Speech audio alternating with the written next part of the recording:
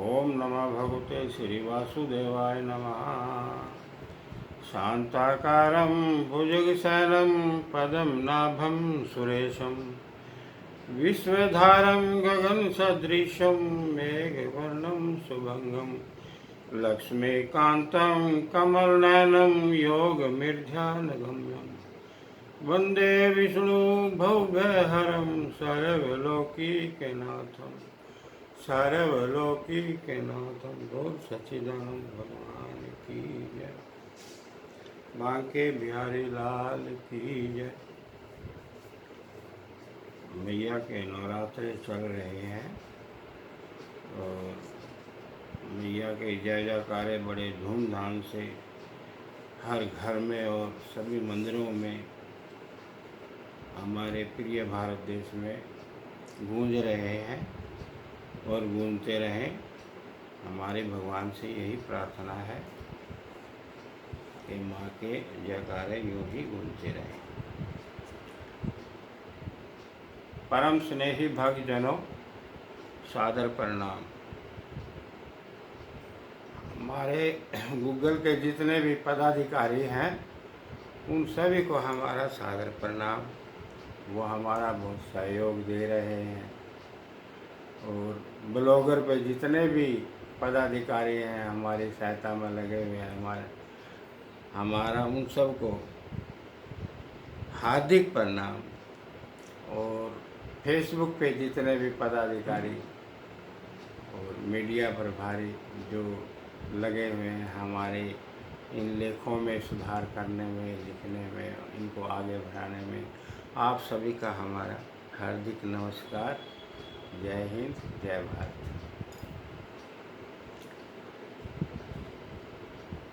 आज तक हम थ्योरिकली ज़्यादातर थ्योरिकली बातों पर ही चलते आए हैं। आप देखिए, काफ़ी समय से हम इस काम में लगे हुए हैं। अब हम दिव्यता की ओर बढ़ने की कोशिश करते हैं। भगवान ने कृपा की है,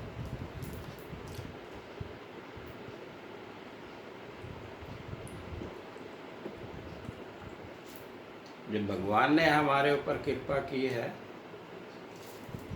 तो हम सबको चाहिए कि भगवान की रेख देख में इस कार्य को आगे बढ़ाएं। भगवान बड़े दयालु हैं, बड़े कृपालु हैं और अपने सभी प्राणियों पर विशेष मेरे नज़र रखते हैं। बड़े दया निधान हैं, कृपा निधान हैं, दया के सागर हैं और हम सब पर अपनी नज़र रखे हुए हैं। अब देखिए, ये दिव्यता क्या है, इसके बारे में वैसे तो हमने कई उदाहरण दिए हैं कि सृष्टि जब से बनी तब से लेके आज तक दिव्यता भी मौजूद है। ये सृष्टि मेन दो तत्व,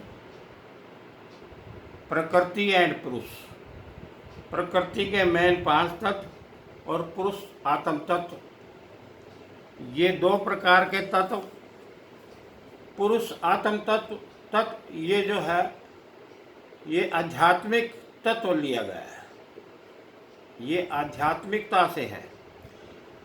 और प्रकृति ये भौतिकता से है।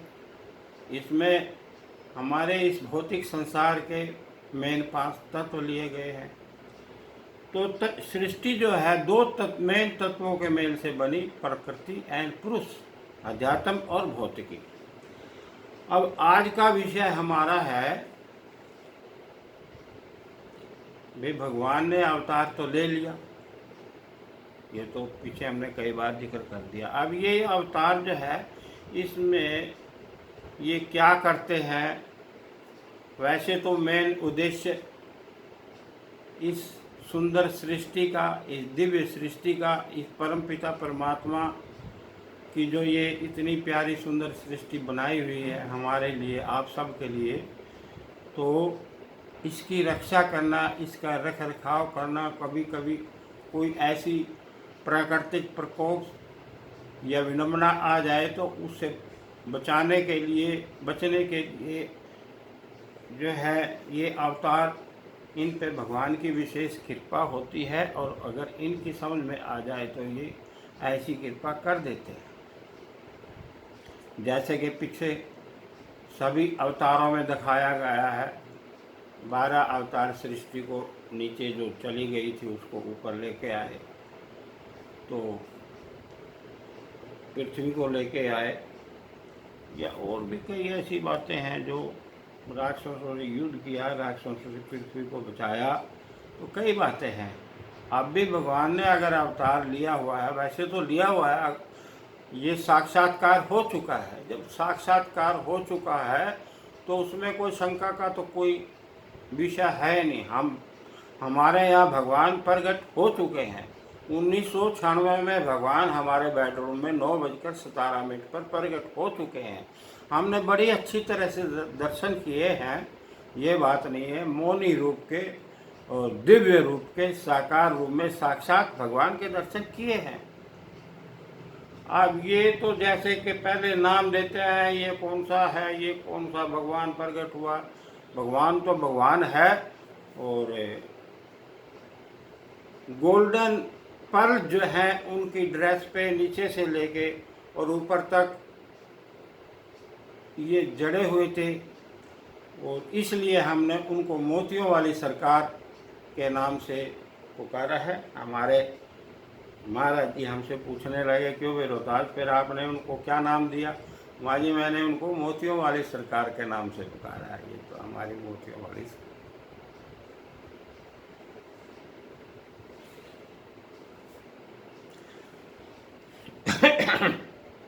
भगवान तो भगवान है, और हम तो भगवान से यही रिक्वेस्ट करते हैं, और भी जो आपके सच्चे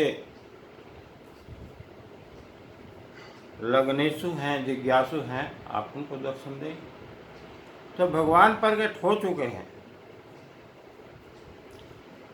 कोई गुंजाइश नहीं है ये कहने में कि भगवान है या नहीं है। हम अपनी इन आंखों से भगवान के दर्शन कर चुके हैं।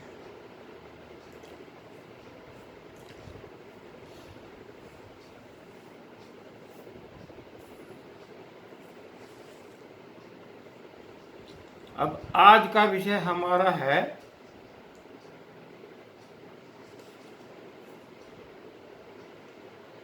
आध्यात्मिक जगत में 14 लोक। यहाँ पर रूहानी डिस्कशन हो रहा है। अनुभव की पाठशाला में जो पाठ सीखे जाते हैं वो विश्वविद्यालयों में नहीं मिलते।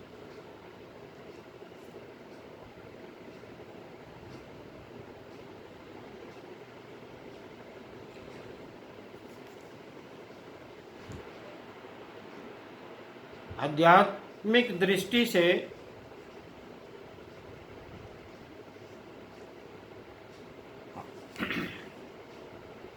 हिंदुइज्म के अनुसार, भारतीय पौराणिक कथाओं, शास्त्रों और मान्यताओं के अनुसार 14 लोक मान्य हैं, जिनका अनुभव के आधार पर हम भी यहाँ थोड़ा उल्लेख करना चाहते हैं। तो जो आदिकाल से अनुभव में आए हैं, हमारे जो ऋषि मुनि महापुरुष, दिव्य पुरुष, योगी पुरुष हुए हैं, पहले भी ये अनुभव में हुए हैं और रिटर्न में आते हैं, इतिहास हुआ है, और हमने भी थोड़ा अनुभव इन 14 लोकों का हुआ है। तो पृथ्वी से 7 लोक ऊपर हैं और पृथ्वी से 7 लोक नीचे हैं। अब ये लोग जब अनुभव होते हैं तो ये बात नहीं है भी बहुत ज़्यादा टाइम के लिए इनको अनुभव करते रहें। थोड़ा टाइम मिलता है, जब ध्यान लगता है तो ध्यान लगने के बाद 1-2 मिनट का समय 2-4 मिनट का भी मिल जाता है और भगवान अनुभव करवा देते हैं। तो ऐसा कुछ हमारे भी अनुभव में आया है, जिनको हम आपको यहाँ डिस्कशन करने के लिए आज आपके सामने बैठे हैं। तो सृष्टि में 14 लोक आध्यात्मिक दृष्टि से और भौतिकता के अनुसार 7 लोक नीचे के और 7 लोक ऊपर के जो है वो अनुभव में आए हैं। प्रकृति व पुरुष, सृष्टि 2 चीज़ों का मेल है, नेचुरल एंड स्पिरिचुअल, भौतिक लोक और आध्यात्मिक लोक। जो नीचे के लोक हैं वो भौतिक लोक में लिए गए हैं और जो ऊपर के लोक हैं वो आध्यात्मिक लोकों में गिने गए हैं। भौतिकता से 7 लोक नीचे के हैं। पृथ्वी जो है वो कॉमन है, जिस धरा पे, इस पवित्र धरा पर जिस पर हम बैठे हैं ये कॉमन है। और इसके नीचे जो 7 लोक हैं वो अनुभव में आए हैं और जो हमारा अनुभव है वो इस प्रकार है।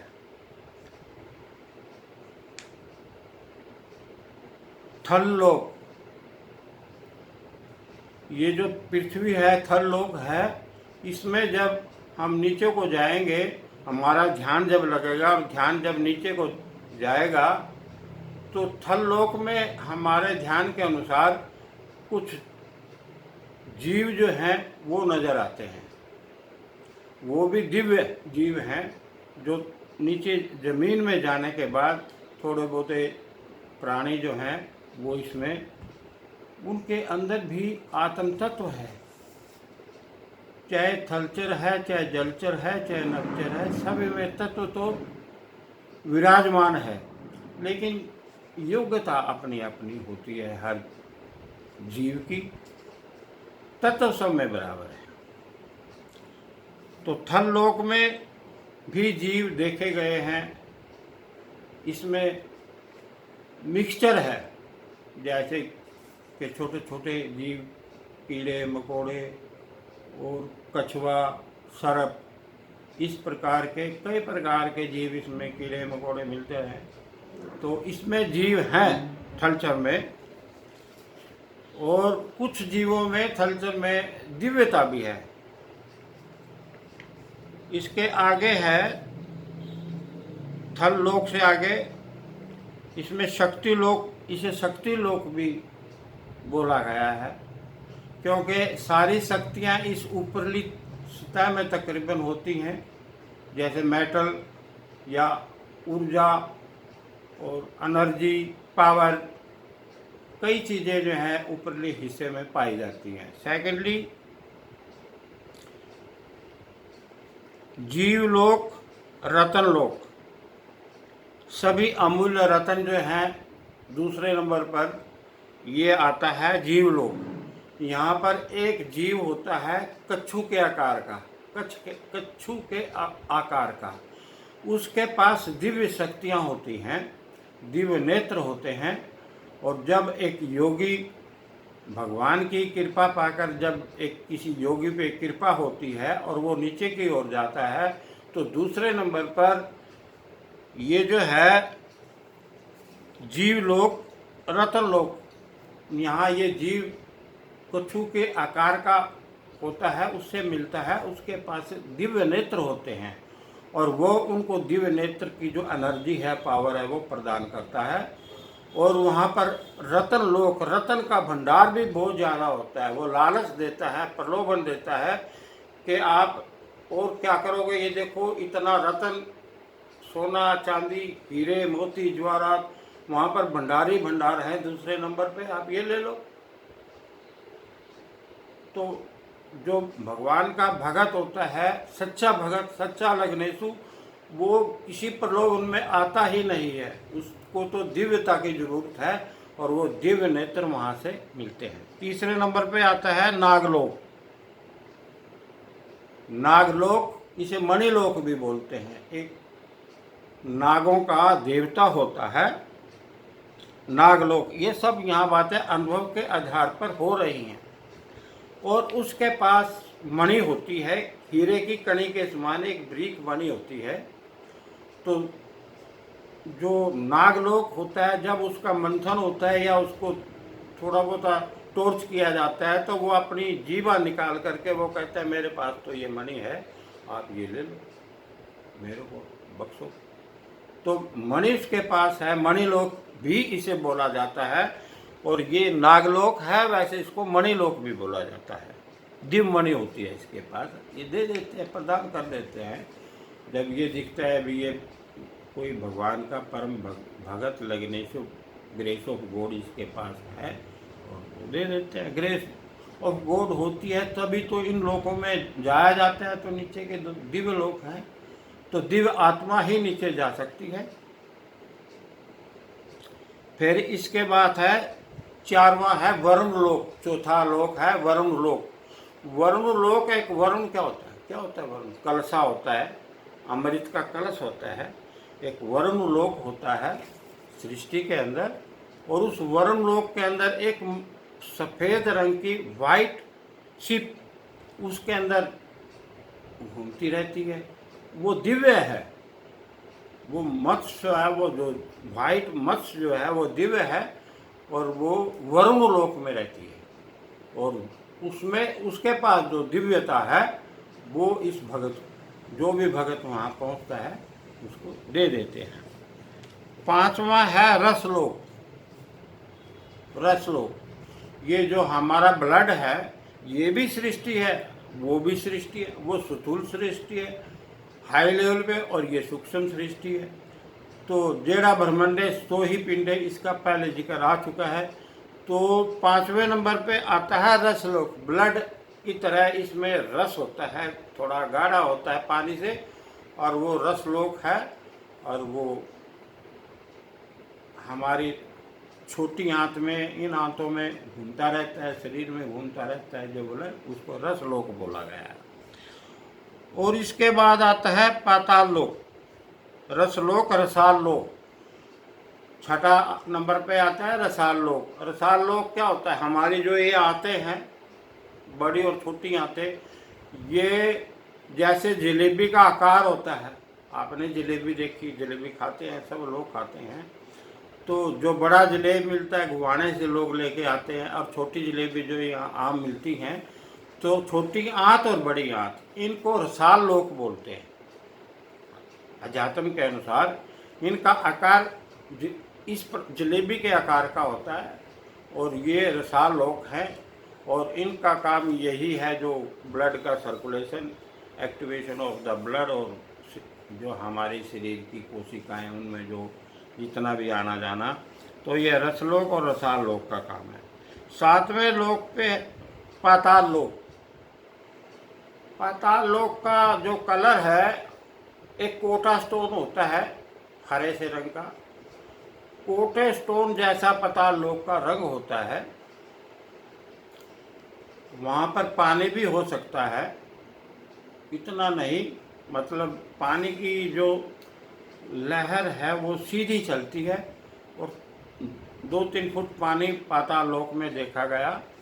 और उस पाताल लोक जो कोटा स्टोन से के रंग का होता है, उसमें कुछ दरारें भी पड़ी हुई हैं जो अनुभव में आई। तो ये 7 लोक नीचे के हैं। इसके बाद 8 लोक ऊपर के हैं। पृथ्वी मेन है, कॉमन है सब में। और फिर 8वें लोक पे है भूलोक, कॉमन है, इसको भूलोक भी बोलते हैं, पृथ्वी लोक भी बोलते हैं, मृत्यु लोक भी बोलते हैं। तो भूलोक कॉमन है। और ऊपर में सबसे पहला धर्मराजपुरी एक लोक होता है, धर्मराजपुरी। अब आप कहोगे भी वो कैसा होता है? धर्मराजपुरी में जब हमने अनुभव हुआ, थोड़ा गए हम कुछ सेकंड मिनट के लिए, तो वहाँ पर हमने एक धर्मराज को और एक पुरी को, धर्मराज तो हेल्थी है और पुरी बिल्कुल ऐसा है, बिल्कुल पतला होता है और कम से कम 6-6 फुट के पेपर होते हैं उसकी बुक के ऐसे। तो हम वहाँ गए थे, ऐसी बात नहीं, भेज दिया या जैसा भी है, भक्ति में हम वहाँ पहुँचे। तो हमने धर्मपुरी से पूछा, धर्मराज कहने लगे भी ये आए हैं, माँ जी मेरा नाम रोहतास है, मैं मृत्यु लोक से आया हूँ और आप मेरे में बताएं क्या लिखा है यहाँ, मेरा क्या कुछ है। तो पूरी कहने लगा, अभी खोलता हूँ। जब उसने पेपर हमारे खोले, 6-6 फुट के ऐसे पेपर पलटे उसने, तो हमारा पेपर बिल्कुल प्योर वाइट था, उस पर सिर्फ एक ही शब्द लिखा था, जय श्री राम, बस, और कुछ नहीं। कहने लगा जी कुछ नहीं है, इसका पेपर तो वाइट है, जय श्री राम लिखा हुआ है। तो ये है धर्मपुरी। फिर आया नरक लोक। नरक लोक है, ये हैं अनुभव, ये अनुभव हैं, दिव्य अनुभव हैं, ये हमारे ऋषि मुनियों ने किए हैं। थोड़ा हाँ अनुभव हमें भी कहीं से इधर उधर से हो गया। तो ये है नरक लोक। नरक लोक में आप देखेंगे कि जैसे अब आजकल कनक बीजते हैं नवंबर के दिसंबर के महीने में, तो कनक ओर के बीजते हैं ऐसे बिल्कुल सीधी लाइन में कई। तो इस प्रकार से जब हम नरक लोक में गए तो new born baby, just like new born baby of sparrow, चिड़िया का बच्चा देखा आपने, जब पैदा होता है वो 1 इंच का होता है और आध इंच की उसका, वो बहुत छोटा होता है और बड़ा सॉफ्ट होता है, ऐसे हाथ लगाने में भी डर लगता है, इतना सॉफ्ट होता है चिड़िया का बच्चा। तो just like new born baby of sparrow, वो जैसे कनक के बीज ऐसे बोते हैं, इस प्रकार से वो सीधे एक लाइन में, ऐसा लगता है जैसे ये बोए हुए हैं और रखे हैं। तो वो न्यू बॉर्न बेबी ऐसे लगते हैं और इतना साइज होता है जैसा कि चिड़िया का बच्चे का होता है, बहुत छोटा। तो हमने देखा भाई ये तो बहुत छोटा साइज है, बड़े नाजुक हैं, ये कैसे जीते होंगे, क्या कुछ है। तो खैर वहाँ पर स्वामित्व भी होता है।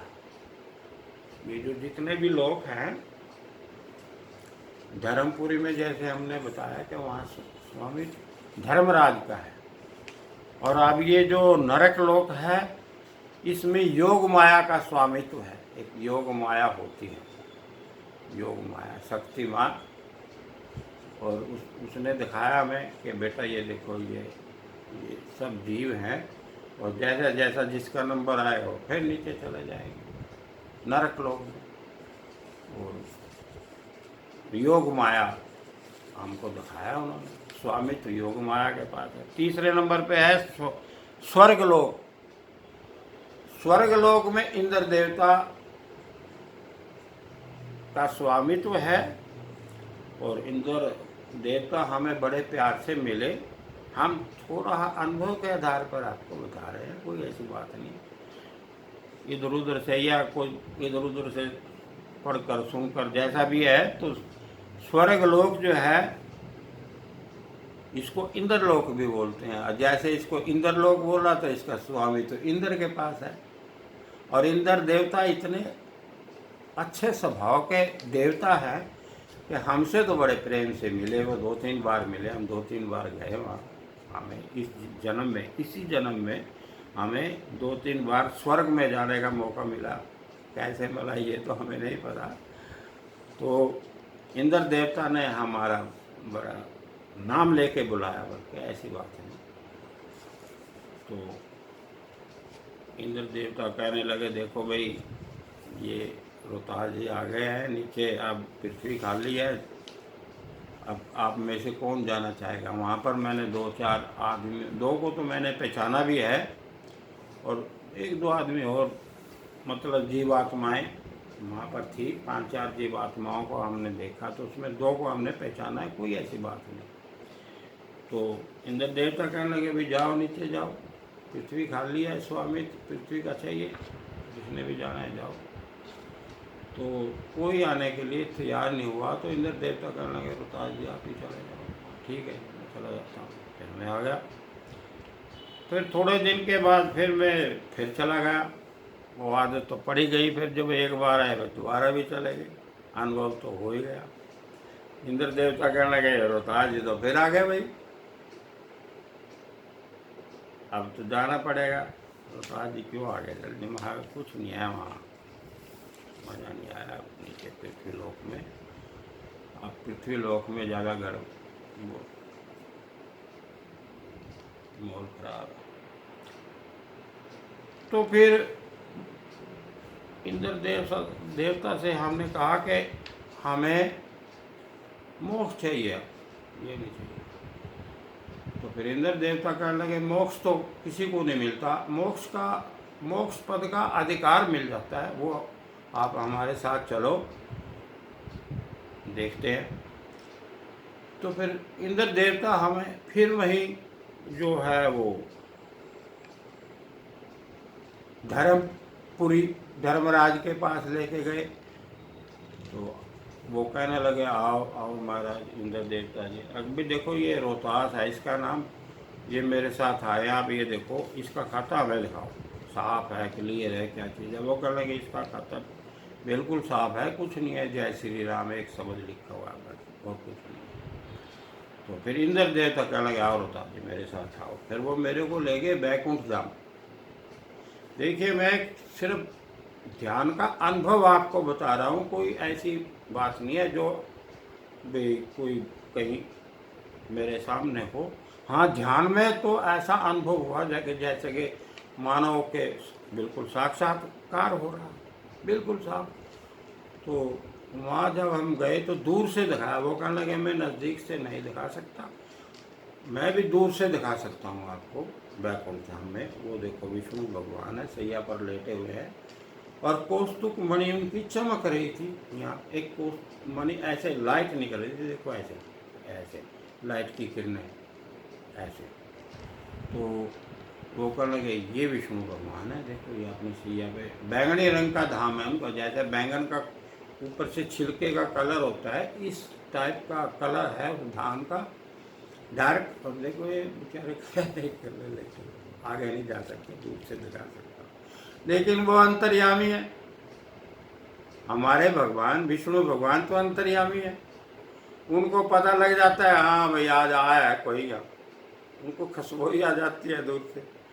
तो वहाँ से जब हम स्वर्ग लोक से आए तो कुछ दिन के बाद फिर भगवान प्रकट हुए, ऐसी बात। तो फिर है ये बैकुंठ धाम के बारे में हमने आपको बता दिया है, स्वर्ग लोक के बाद फिर ये आया है, एक है रूहानी धाम, स्वर्ग लोक से भी ऊपर है रूहानी धाम, रूहों का धाम।